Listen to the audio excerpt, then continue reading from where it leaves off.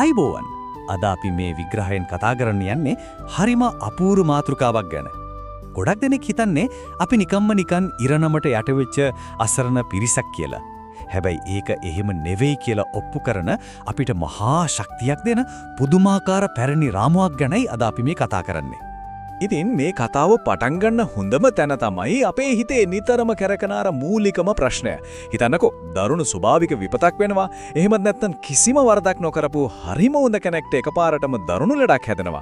එතකොට අපිට ඉබේටම කියවෙන්නේ අනේ ඉතින් ඒ මිනිස්යාගේ කර්මය තමයි කියලා නේද? හැබැයි ඇත්තටම ඒ හැමදේම කර්මයේද? මෙන්න මේකයි මෙතන තියෙන ඇත්තම කතාව. කර්මය කියන දේ ගන්න අපි ඔළුවේ තියන්නේ අපිව සම්පූර්ණයෙන්ම අසරණ කරන නිෂ්ක්‍රීය අදහසක්. ඒත් බුදුදහමට අනුව යථාර්ථයේ ඊට වඩා හත්පසින්ම වෙනස්. ඇත්තටම මේ විශ්වය කියන්නේ එකිනෙකට වෙනස් නීති පහකින් දුවන මහ යන්ත්‍රයක්. කර්මය කියන්නේ අන්න ඒ මහ යන්ත්‍රයේ තියෙන එකම එක දැති රෝදයක් විතරයි. බලන්න එහෙම හිතුවාම අපිට කොච්චර ලොකු නිදහසක් බලයක් ලැබෙනවද කියලා. ඉතින් මේ විශ්ව යන්ත්‍රය ඇත්තටම වැඩ කරන්නේ කොහොමද? අපි මේ ගැන පියවරෙන් පියවර බලමු. මුලින්ම කර්මය ගැන තියෙන ලොකුම වැරදි වැටහීම ගැන කතා කරලා ඊට පස්සේ භෞතික, ජීව විද්‍යාත්මක සහ මානසික නීති හරහා ගිහින් අන්තිමට කර්මයේ සැබෑ ස්වභාවය සහ මේ මහා පද්ධතිය අපි පාලනය කරන්නේ කොහොමද කියන තැනට එමු. පළවෙනි කොටසින් අපි බලමු අර මහා කර්ම සංකල්පයේ තියෙන වැරදි වැටහීම මොකක්ද කියලා. මතක තියාගන්න අපි කියන්නේ අතීතයේ කරපු දේවල් වල නූල් වලින් ගැට ගහලා නටවන රූකඩ නෙවෙයි. දෙවනි කොටස භෞතික සහ ජීව විද්‍යාත්මක නීති. මුළු විශ්වයේම පැවැත්ම තීරණය වෙන මේ මූලික නීතිවලට අපි කරන පව්පින් ඕ සදාචාරය කිසිම විදිහකින් අදාළ වෙන්නේ නැහැ. මෙතනදී මුලින්ම එන්නේ උතු නියාමය. මේකෙන් තමයි මේ ලෝකේ තියෙන අචේතනික දේවල්, ඒ කියන්නේ පණ නැති දේවල් සහ ස්වභාවික සංසිද්ධි පාලනය වෙන්නේ. මේකට අපේ සිතුවිලිවත් කර්මයවත් අදාළම නැහැ. උදාහරණයක් ගත්තොත් කෙනෙක් ගිනි ගොඩකට අත දැම්මොත් අත පිච්චෙනව නේද? ඒ පිච්චෙන්නේ එයා පෞකාරයක් ලෙස නෙවෙයි. ඒක තමයි භෞතික විද්‍යාවේ නීතිය. ඒකයි උතු නියාමය. මෙන්න මේක තවත් පුදුම හිතෙන කාරණයක්. මේ පැරණි සංකල්පය අද කාලේ විද්‍යාවත් එක්ක කොච්චර දුරට ගැලපෙනවද කියනවනම් තාපගති විද්‍යාව, රසායන විද්‍යාව, ගුරුත්වාකර්ෂණය, කාලගුණික වෙනස් වීම, මහා පිපිරුම මේ විතරක් නෙවෙයි. භූමිකම්පා, සුනාමි කියන මේ හැමදේම සිද්ධ වෙන්නේ උතු නියාමයට අනුවයි. ඒ කියන්නේ දරුණු සුනාමියක් ආවම ඒක ස්වභාව ධර්මයේ ක්‍රියාවලියක් මිසක් විශ්වෙන් දෙන දඬුවමක් නෙවෙයි. ඊළඟට අපි යමු දෙවනි නීතියට. ඒ තමයි බීජ නියාමය. මේක හරිම සරලයි. හරියට විශ්වයේ තියෙන ජානකේතිය. ඒ කියන්නේ ජීවින්ගේ ජෙනටික් කෝඩ් එක වගේ. අපේ කායික පැවැත්ම, වර්ධනය, ප්‍රවේණිගත ලක්ෂණ හැමදේම පාලනය කරන්නේ මේකෙන්. අමෑටියක් පැල කළාම ඒකින් අනිවාර්යයෙන්ම අබගහක්ම හැදෙනවා වගේ. සෛල හැදෙනකින් ඉඳන් දෙමාපියන්ගෙන් දරුවන්ට ශාරීරික ලක්ෂණ එන එක දක්වා ඔක්කොම වෙන්නේ මේ බීජ නියාමයට අනුකූලවයි. ඉතින් මෙතනදී අපි මේ නීති දෙකේ වෙනස හරියටම අඳුර ගන්න ඕන. බලන්න. කර්ම නියාමයෙන් කරන්නේ කෙනෙක්ව යම්කිසි නිශ්චිත පවුලකට ඉපදෙන්න පාර පෙන්වන්න එක වෙන්න පුළුවන්. හැබැයි බීජ නියාමයෙන්, ඒ කියන්නේ ජීව විද්‍යාවෙන් තමයි දෙමාපියන්ගේ DNA හරහා ඒ කෙනාගේ ඇත්තම බාහිර පෙනුමයි ජානමය සෞඛ්‍ය තත්ත්වය තීරණය කරන්නේ.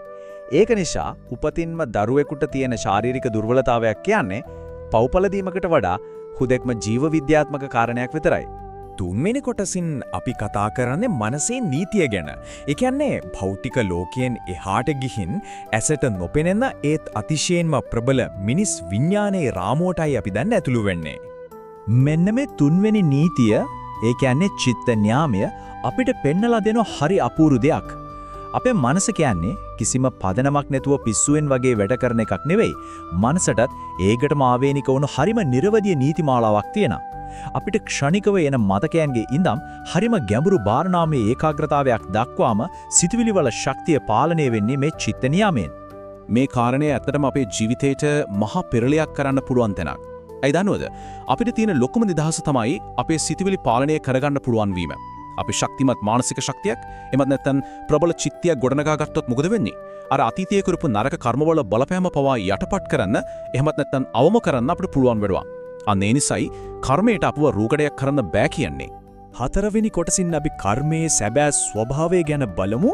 අර කියපු භෞතික ජීව විද්‍යාත්මක සහ මානසික දැතිරෝධ වැඩ කරන්නේ කොහොමද කියන දැක්කට පස්සේ දැන් අපි බලමු මේ මහයන්ත්‍රය ඇතුලේ කර්මය කියන එක හරියටම ෆිට වෙන්නේ කොතනටද කියලා.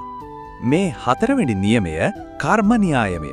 මේක සම්පූර්ණයෙන්ම රැඳලා තියෙන්නේ චේතනාවූඩයි. හරියටම කිව්වොත් මේක විශ්වයේ තියෙන මහා ඇකවුන්ටිං සිස්ටම් එකක් වගේ. අපි දැනුවත්ව සිතාමතා ගන්නා තීරණ වලින් හැදෙන ශක්තිය අර කියපු ගිණුමෙත් තැන්පත් වෙනවා.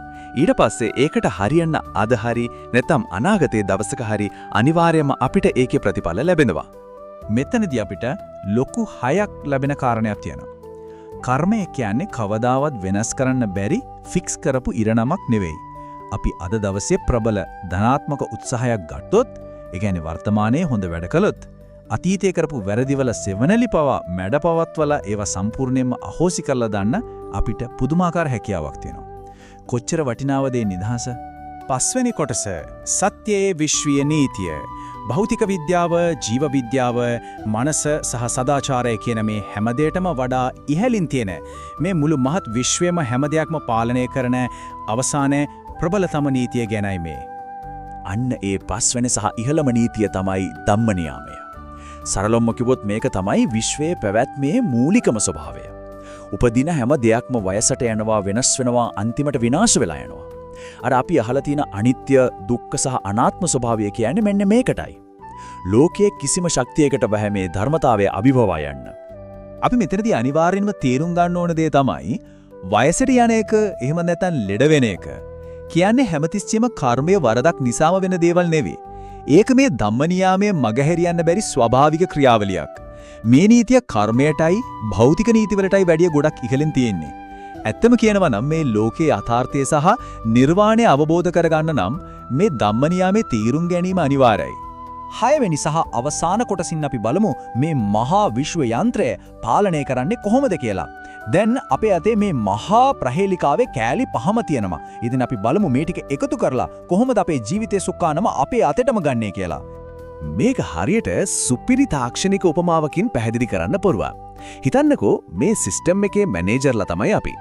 මේකේ උතු නියාමය කියන්නේ අපි රඟපාන වේදිකාව.